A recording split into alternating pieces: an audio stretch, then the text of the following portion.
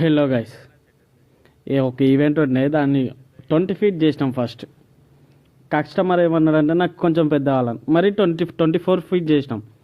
మళ్ళీ 24గా ఇంకొంచెం పెద్ద కావాలని దాన్ని 28 చేసినాం. మనకు కావాల్సింది ఏంది? కస్టమర్ ఎట్లా అడిగిండో అట్లా చేసి ఇవ్వడం. కస్టమర్ సాటిస్ఫై అయితే మనం సాటిస్ఫై అయినట్టే.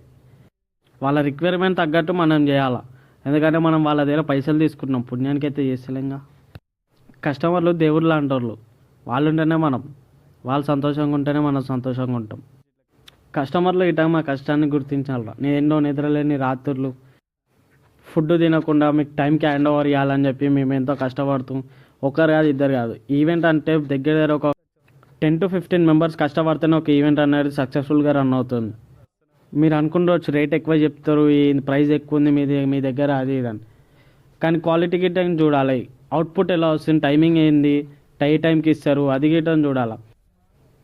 ఒక ఈవెంట్ 30,000కి తెస్తారు, 20,000కి తెస్తారు, 10,000కి ఇటని చేస్తారు. కానీ అవుట్పుట్, క్వాలిటీ, ఇంకా టైమింగ్ అన్నిటిని దృష్టిలో పెట్టి చూడాలి. వీడియో చూస్తారు కానీ సబ్స్క్రైబ్ చేస్తలేరు. ప్లీజ్ సబ్స్క్రైబ్ చేసుకొని మన దాంట్లో మోటో బ్లాగ్స్ ఇయటం వస్తాయి తొందరలో. ఇవే కాకుండా మోటో బ్లాగ్స్ ఇయటం మనం చేస్తాం. సబ్స్క్రైబ్ చేసుకోండి ప్లీజ్.